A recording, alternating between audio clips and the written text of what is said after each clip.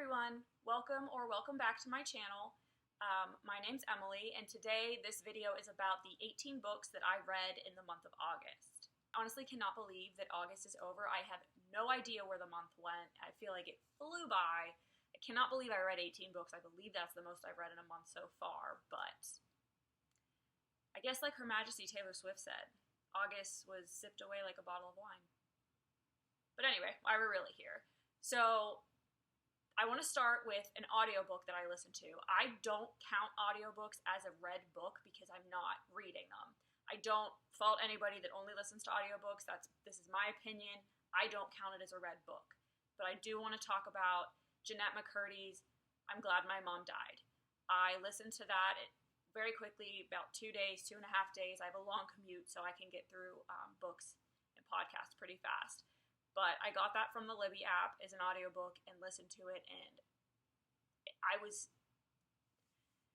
shocked by a lot of the stuff that happened to her. So I was not in the generation, I think, that iCarly targeted. It was a little bit after my time to be watching that. I was a little bit older than the target audience. So I didn't watch it. I knew about it. I know who Jeanette McCurdy is. I didn't know much about her or the struggles that she went through or any of the drama that she talks about in there. But it was very interesting to get her perspective on it, and some of the stuff that she went through was, I can't believe some of the stuff that she talked about in there. I really liked how she told the story. It was almost, you could tell that she was a comedic actress and that she was trying to, I don't want to say make light of the situation, but she told the story in a very interesting way that kept it going, and I wanted to know what was going to happen next because it was told as a story and not like individual chapters that kind of covered different things. So it was a very interesting listen. I recommend it. I don't really like to rate nonfiction books because I'm not going to rate somebody's life story. But it was very, very good, worth the listen, worth the read, if you are interested in that. So the first book that I physically read this month was The Perfect Stranger by Megan Miranda. This book is about a journalist from Boston who gets a little bit too personally involved in a story that she's writing. She won't divulge some of her sources because of the situation of what happened. But the whole purpose is that she's about to be sued for libel if she doesn't leave and drop the story. So she meets up with a friend that she lived with, I believe it was like right after college, and she hasn't seen her in years. They moved to this small town in Pennsylvania together, and our main character starts teaching. So she kind of completely changes course. She doesn't want anybody to know what she's running from. And obviously, throughout the book, you find out more details about what the story was and why she wasn't sued, but was almost sued for libel. So when they're in this town, she comes home one day and cannot find her roommate. So she doesn't know exactly what her roommate does for a living. So she's like, she could be out. We don't really see each other that often. But after like the second day and not seeing her, she does report her missing to the police. And from there, chaos ensues. Dead bodies are being found, and things are being linked back to her. So throughout this, we learn more about her as a person and her background, as well as her roommates, and there's a little romance in there, which is always nice. You don't get that a lot in a thriller, so that was kind of fun. But I love a thriller that can be tied up and all the details come together just beautifully at the end, like a perfectly wrapped present. And this was that book for me. So I gave this book 4 stars.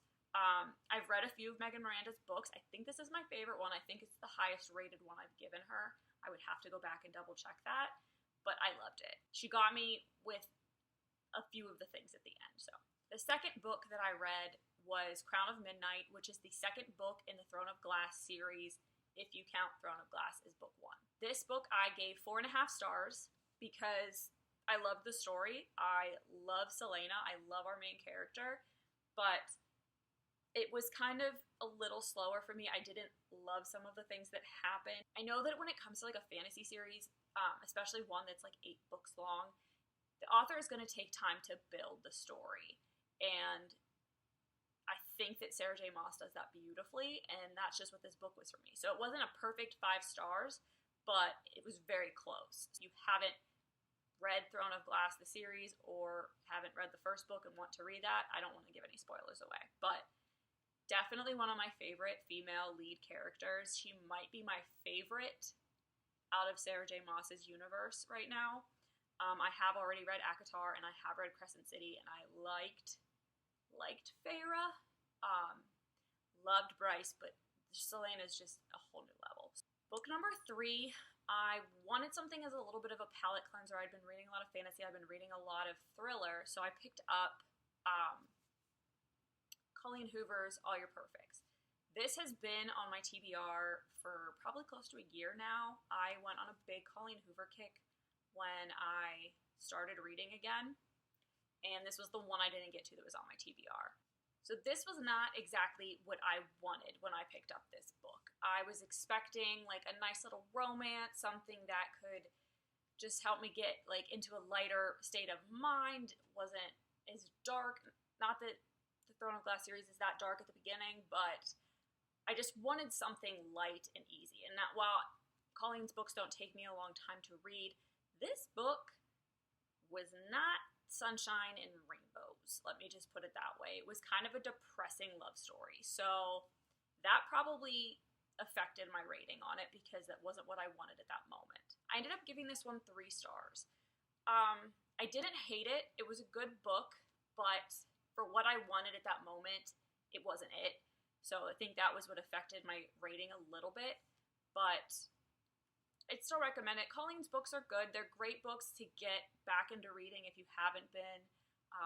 They're great books to recommend to friends that you want to get into reading, but at this point in my reading journey, her books just don't hit as hard for me. So that was probably also why I just gave it a 3 star. The next book that I read was The Assassin's Blade, which is the prequel to the Throne of Glass series.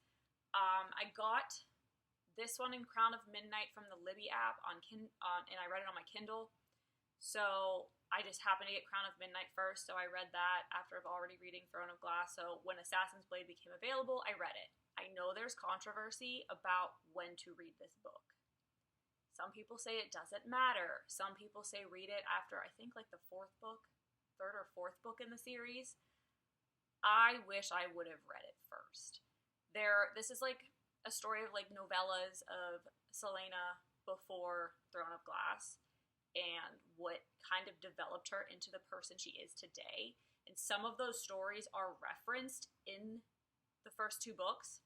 So I kind of wish I would have read it first. It didn't take that much away from the Throne of Glass and Crown of Midnight, but this book just didn't do it for me because I already kind of knew how everything was going to end up. So that is why I only gave Assassin's Blade a 4 star. I think if I had read it before, it might have been a 4.5. I don't think I would have ever given it a 5-star review, but it was harder for me to get through because I'm like, well, I know how this is going to end, so just gotta get there. But still a good read. My opinion, this is all my opinion, everybody has their own, I would read it first. The 5th book that I read in August was Magnolia Parks. Probably have a controversial opinion about this book as well. I gave it 3.5 stars. When Gossip Girl was a thing, I was about, I want to say 10 years younger than I am now. And at that point in my life, Chuck and Blair, loved it. Didn't see how toxic it was. I saw that it was toxic, but I didn't care because I'm like, oh, he loves her. It's fine. He's just figuring things out. At this point in my life, it was very difficult for me to understand why Magnolia and BJ treat each other the way they do, and how they can forgive each other as easily as they do. If they're truly in love, I get that. I don't know how you can do some of the things that they did to each other to somebody that you love, but I will say, Jessa Hastings, even though I know I shouldn't be rooting for them, made me want to root for them. I don't know how she did it. I'm like, this is terrible. I can't believe they're doing this to each other, but I want them to be together. I don't know how that's a thing, but she did it. So 3.5 stars. I'm hoping the next one is better. I still plan on reading the rest of them. I know her 3rd one comes out, I think, end of January, beginning of February, something like that. And I will be reading the second Magnolia Parks when it re-releases, because they changed the cover in November, and the Daisy Hates books as well. I have the first one. That second one also releases when the second of the Magnolia Parks releases. So while at the point in my life I am right now, this love story was very cringy to me, Jessa still made me want to root for them. So that's why I will continue reading, because I want to know what's going to happen. I like people's drama when it's not mine, but there were moments. Book number 6, Fourth Wing. I have been staring at this book, like most of the book universe, for months. Convinced myself I'm just gonna rent it from the library. I'll just wait my turn on Libby, blah, blah, blah. Yeah, I don't know why. I knew I was gonna go buy the book. It's a pretty book. I knew I was gonna like it. I wanted to own it. When I finally convinced myself to buy it, I went to 3 different stores, could not find it, got very annoyed, ended up ordering it off Amazon. So I got it pretty quick because, Amazon Prime, it's gold. But this book was everything I hoped it would be and more. So I don't want to go too much into it. You've probably read this book already. Most of the world has. But I gave it 5 stars because you put dragons in a book and you give me the kind of love story and backstory of characters like this book, and you put a little bit of political turmoil in there, I'm going to love it. Mainly the dragons. But it was great. I cannot wait for Iron Flame to come out, like most of the world, but this was definitely a great intro. The thing I liked the most about this book, which I don't know how much it's talked about, whereas in like fantasy books, like I had said, the beginning is often dry and slow because the author has to build the universe. She jumped right into the story. The way she told the history, like through the characters' minds and just how they were coping with things, and you were learning about the history of the world that way, it was wonderfully done. It was the best backstory, world building I have seen in a fantasy book ever. So definitely a 5-star book. Definitely recommend reading it. I will take no criticisms for this book. It is my opinion, but I'm just saying, I will take no criticism. The 7th book I read in August was Crave, the first book in Tracy Wolf's series. It gave me Twilight vibes. I read it on my Kindle. It's free on Kindle Unlimited. I think all but the last book in the series are currently free on Kindle Unlimited. So I got it. It looked interesting. I kind of been seeing it in stores for years, and I was like, yeah, I'll give it a go. It gave a lot of Twilight vibes. It's YA, and you can definitely tell it's YA through the writing and the way the characters talk to each other. It was interesting. You follow a mortal girl who goes to live with her uncle and her cousin in Alaska after her parents are killed in a car accident, and you find out that the boarding school that her uncle runs isn't what you'd think it would be. It's not just normal people. So a lot of, I think there's dragon people and vampires, and I don't think they called them werewolves. I think they were some type of wolf shifter thing. So there's a bunch of different species of fantasy characters. And of course they all don't like each other and they're fighting and there's cliques and all of this stuff. And she's trying to find her place in there. And of course it's a romance. I gave it 3 stars. I maybe will read the rest of the series. It's not the top of my list. It's on my list of series to read, but I can't guarantee that I will continue with the series. It'll just be something that if I'm looking for a filler book maybe, or I'm out somewhere and I don't have a book with me and I need to occupy my time, I can get it on the Kindle. I didn't hate it, but I'm not rushing out to read the second book. The 8th book I read was a nonfiction. It was Life with the Afterlife. Amy Bruni wrote this. She is on Kindred Spirits now, which is I hate to say ghost hunting show, but it's a paranormal show. She was on Ghost Hunters. That's how she started her career. And the subtitle of the book is The 13 Truths I Learned About Ghosts. So if you're not familiar with Kindred Spirits, it's Amy and Adam. Both of them were on Ghost Hunters at one point, and they realized at some point on the show that they wanted to do more. They didn't want to just go and look for paranormal activity and then leave. They wanted to know why it was there, who it was. Does somebody need help? Is there something that it's attached to? They wanted to know, they wanted to get to the root of it, because they still believe that spirits and ghosts are people, or they're just like manifestations of a bunch of spirits from that location.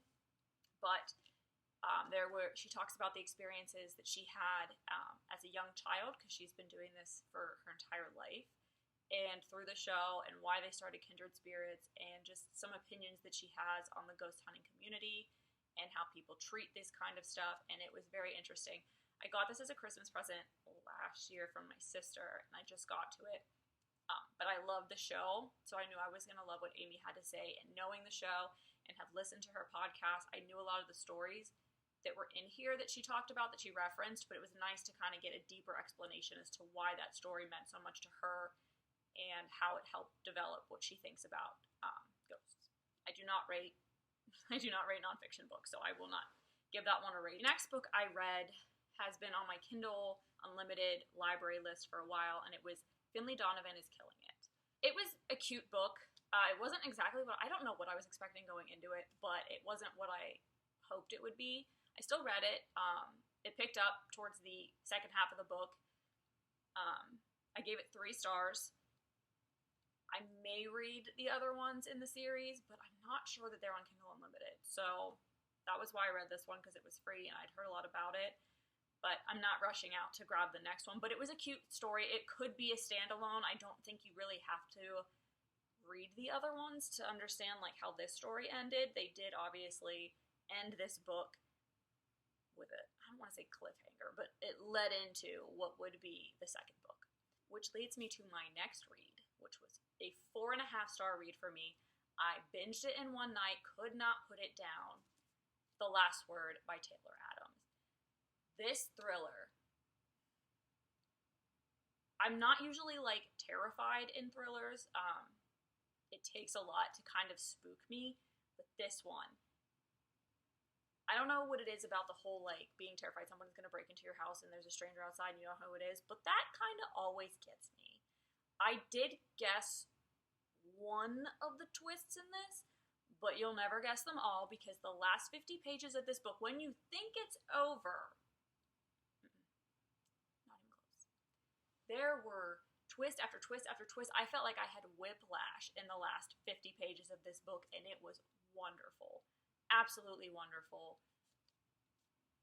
I highly recommend this book. I couldn't give it a full 5 stars because a thriller really, really has to impress me to get 5 stars, but this was pretty close. So if it didn't frighten me as much as it did, it might have gotten 5 stars, but that's why I read it one night. Because I was like, there's no way I'm going to bed without knowing how this ends. It's not going to happen. I'm not going to sleep. So I read it one night. The next book I read, I'm actually going to talk about this one and then skip a book and talk about the one I read after that, because they're in a duology. So I read the Serpent and Wings of Night duology on Kindle Unlimited, and it's the Nightborn vampires from that. Yeah, Nightborn, Bloodborn, Shadowborn. I think it's the Nightborn. It's the Nightborn duology.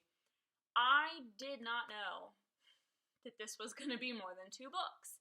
So I thought it was just a nice little duology. I think there's even a novella. I have not read the novella yet. But this follows Oriah and Rain. And the first book is about a tournament that happens every 100 years. Yes, every 100 years. And you opt to be in it. And it's their goddesses tournament. And whoever wins it, basically whoever survives it, Hunger Games, but with vampires. Just think of it that way. Whoever survives to the last gets to ask the goddess for a wish. So Oriah is a mortal living in a vampire-dominated town, city, kingdom, whatever you want to call it. And her father is Vincent, who is the king of the vampires. And he found her when she was a child, trained her, kept her as his mortal daughter, and it's just kind of a lot about their story and how she wants to be immortal like him, so that's why she joined the tournament. And you don't think she's gonna win because, you know, mortal going up against immortals, but she was trained well. So through the tournament, she meets Rain, who is technically a different clan of vampires in the Nightborn. There's two clans. I can't remember the names, but they're opposing clans. She's from one, he's from the other. Enemies to lovers. So it's that story and how that develops, and there's a big shocking twist at the end. And I can't really talk about the second book too much without giving away how the first one ends. But the second book is The Ashes and the Star-Cursed King. I had to read that because I cannot remember the names of these books for some reason. I gave both of these books a 4-star. They were good for fantasies. I mean, a 4-star is great for that. I was a little peeved when I finished the second one and saw that book 3 comes out next summer 2024. I did not know there were more books, because when you look at it on Amazon, it lists 2. So from what I've read, there's going to be 6 books. The next 2 are a duology. I believe the Shadowborn duology, and then the last 2 will be the Bloodborne. So you could technically read the duologies as standalones, or at least the first one is a standalone, because I don't know what the second one's going to pick up at, the second duology. But I'm probably going to read them. I liked the world. Carissa Broadbent built this wonderful, complex political system within this with all these different types of vampires, and it kind of ended on a cliffhanger, the second one, so I want to know what's going to happen. So chances are I will read them. I will probably wait for both of the Shadowborn to come out, read them together, and then again the same for the Bloodborne, so that I'm not waiting in between the duologies, but I do plan on reading them when they come out. The next 2 books I read were a palate cleanser in between the Nyaxia books, because I can't read a lot of fantasy right in a row. My brain needs to absorb it. So I read The Soulmate Equation between, and then I read The True Love Experiment after I read the second. These are also a duology by Christina Lauren. The first book follows Jessica and River. So I can't remember names. Jessica and River. And River has basically developed this match system that uses DNA to find your soulmate. So Jessica doesn't believe it. She doesn't believe in love. She's a single mother. The dad didn't want to be involved, so she's kind of, burnt out on love. Doesn't really look for it. So meets River. He proves her wrong. I won't go too much into the details, but then this one is about her best friend, Fizzy, and Connor. This one was better in my opinion. I gave the first one a 3.5 and this one a 4. I related to Fizzy more. Fizzy is the crazy best friend that just does what she wants, says what she wants. This book was about the DNA technology being put into a TV show. So Fizzy is a romance author, and she was approached by a network that wants to make a show kind of like The Bachelor, but using this DNA technology. So you have different rankings of matches within this, and you can kind of choose, like, I don't want anyone that doesn't make 60% or under. So there was like a base rating, which is like your lowest, all the way up to platinum or diamond. I think it was platinum and then diamond. Those are the top 2. So they picked a bunch of different guys based on those rankings. There were some base matches all the way up to, I believe, gold, which is below platinum. There was no one else above that picked for her show. And it's basically The Bachelor. So obviously the problem with this is that she meets Connor, they have a connection. It's not allowed because he's like the producer of the show and she's the star of the show. So it's them navigating that problem while she's dating 10 other men. So it was cute. I definitely liked Fizzy more as a main character, but I can say my sister liked the first book better too. So I guess it really just depends on who you relate to more on a personal level, main character wise. But I liked this one more. My sister liked the first one more. So they were both cute. Definitely worth a read. The next book I read was In a Dark, Dark Wood by Ruth Ware. I believe this is Ruth's debut novel. So I've read all of her other books except 0 Days, which is the newest one that's out. So I accidentally left her debut until last. Not my favorite of her books, but I love Ruth Ware as an author. I gave this one 3.5 stars. It was still very good. I guessed the ending, for the most part. There's always like one or two things you don't see coming, but the main twist I did guess.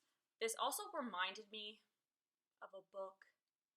Don't think it was hers, but it reminded me of another book that I had read. It was very similar storyline. So I liked it. It's about a woman who gets invited to a hen party in England. They call it a hen party. We call it a bachelorette party here. Out in the woods with a woman that she hasn't spoken to since high school. She doesn't know why she gets invited because she's not invited to the wedding. And she finds out that another one of her friends that she still talks to is invited. And it's like a, well, I'll go if you go kind of thing. Come to find out that, I don't know if I want to say that. When she finds out who the groom is, it's a shock to her. And it kind of just builds from there. And there's other friends of the bride that she doesn't know. And they all kind of clash a little bit. And then there's obviously the big turning moment and who did it, what happened, how was this person here, kind of thing. So it was good. Not my favorite of her books, but still, it was still 3.5 stars to me. So still recommend it. The next book I read was also a Kindle Unlimited book that I saw on another booktuber's, I think it was like a readathon video, and it was called Behind the Net. It's a hockey romance. And she loved it, so I love hockey. Needed a little romance after reading the thriller, so I downloaded it and gave it a go. It was so cute. It was I don't want to say second chance romance, but it was a hockey player who hires an assistant who ends up being someone that he went to high school with that he wasn't really friends with in high school, but she had a crush on him, he had a crush on her. They're both, when they meet for the first time, he doesn't think she remembers who he is, she doesn't think he remembers who she is, and come to find out, like, when you're in their brains, because it's dual POV, they're both like, I can't believe that it's him, I can't believe that it's her, I totally had a crush on him, I totally had a crush on her, and it just kind of builds from there. Really cute. I believe there's going to be a second one that follows her sister, and if you read the book, you'll probably figure out who the love interest is going to be in that one as well. I don't remember when I saw that it's coming out, but it's cute. It was a quick read. I think I read it in like a day, but it was adorable. Definitely one of the better like little rom-com books that I've read in a while. The next one I read was Heir of Fire. So another Throne of Glass book. This is the third book in the series, not counting the prequel, and it was the first 5 stars for me. So many good characters are introduced in this book, and new relationships are built, and the story is really starting to build. And you can kind of see where it's going to go. I know a little bit more about this series after seeing so many things on like Instagram, because I, like a true millennial, do not have a TikTok, so I see everything on Instagram after it's been on TikTok forever. But on Instagram Reels and stuff, I've seen a lot about what happens in this series. Not specifics, but enough to know who some of the characters that were introduced in this are going to be. Loved it. Can't wait to read the next one. I'm trying to read all of Sarah J. Maas's books before Crescent City 3 comes out in January. I just have to finish this series. I would like to reread ACOTAR before that, and I want to read Crescent City 1 and 2 again probably in January. So I need to get through the rest of these books pretty quickly. So 5 star, not going to go much into detail again because it's the third book in a series and I don't want to give anything away, but it was my favorite so far. And finally, the last book I read this month was Carrie Soto is Back by Taylor Jenkins Reid. I have read a lot of Taylor Jenkins Reid's books, and they have all been phenomenal. This was the first one that I was just like, oh no, am I going to DNF this book? I did not. There was a lot of tennis talk in this book. This is about Carrie Soto, who was the best female tennis player in the world and had won the most, what are the big tournaments in tennis? You think I'd know this after reading a book entirely about tennis. Grand Slam titles. At the beginning of the book opens with someone beating her record, and it kind of follows Carrie as she comes out of retirement. Her dad is a big figure in this book. He was a tennis player. He was her coach. He's the reason she loves tennis. Follows them as she trains to come out of retirement to defend her title. And Carrie's not the nicest person. She wants to win. She only cares about winning. And you kind of see a lot of character development for her. There's also another player, Bo, I think that's how you say his name, that is still playing as her age. So it kind of tied their stories together in a very cute way, about how he was getting ready to retire and she was coming out of retirement, and they were both trying to show that they still had it. And she also realizes that you can't win it all. It was cute. I really thought this was going to be like a 2-star book at the beginning, but the second half got more into the character development side and less into the literally reading about a tennis match, which I didn't particularly care for. But the ending was cute. The moral of this story was wonderful, so that's why I gave it a 3-star, because I liked it. I would recommend it with the caveat that you will be reading tennis match play-by-plays. So, well, guys, that's it. That's the 18 books plus 1 audiobook that I read/listened to this month. I hope you enjoy this video. Let me know if you've read any of these books below. If you have any suggestions on books that I should read based on the books that I read this month and how I rated them, let me know in the comments below. Like, comment, and subscribe. And you can also follow me on Instagram under Wine and Storytime. Thanks, guys, and I'll see you next time.